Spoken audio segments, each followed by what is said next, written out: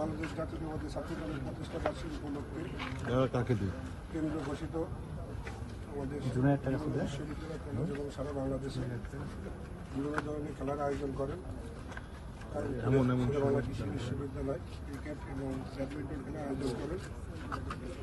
উক্ত খেলার যারা বিজয়ী হয়েছেন তাদেরকে এবং প্রেসিডেন্ট সেক্রেটারি আছে 5 তারিখে আগে লোক তোমরা কারা? স্যার আজকের ঘটনা যদি বলতেন কি হয়েছে? আজকে জাস্ট তেমন কিছুই না, ছাত্র দলের একটা প্রোগ্রাম ছিল আর কি, যে তারা এর আগে প্রতিষ্ঠাবাসী ছাত্র দলের সেটা পুরস্কার বিতরণী একটা অনুষ্ঠান। তো সেই অনুষ্ঠানে তারা আমাদের ডিসি মহোদয় সহ প্রভিসি তাদেরকে দাওয়াত করছিল আর কি, যে তারা টিচার্স ক্লাবের সামনে সেখানে পুরস্কার বিতরণী অনুষ্ঠান করে।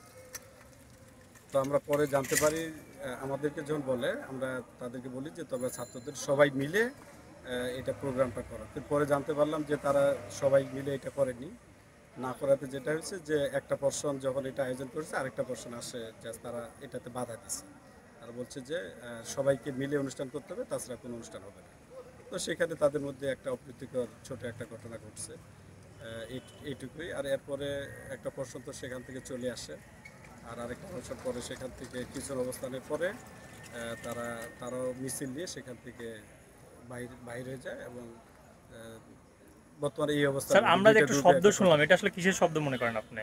আপনার কাছে কোনো তথ্য আছে কিনা? আসলে ওই সময়টাতে আমি বাইরে ছিলাম, আমি সেরকম এটা সম্পর্কে জানি না, তবে আমি জানার চেষ্টা করতেছি যে স্যার ওখানে একটা পক্ষ হচ্ছে যে আপনাকে মানে দাবি করছে, তারা আপনাকে জানাইছে যে তারা বহিরাগত নিয়ে আসছে কেউ কেউ, তো তার পরিপ্রেক্ষিতে আপনি কি আমাকে ফোনে বলছিল যে অন্য একটা পার্সন তারা বাইরে থেকে, তো আমি সঙ্গে সঙ্গে 2 গেটে বলে দিয়েছিলাম তাৎক্ষণিক যে বাইরের থেকে যাতে কেউ ভিতরে ঢুকতে না পারে।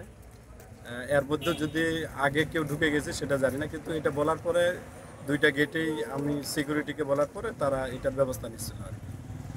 ওকে স্যার, থ্যাংক ইউ।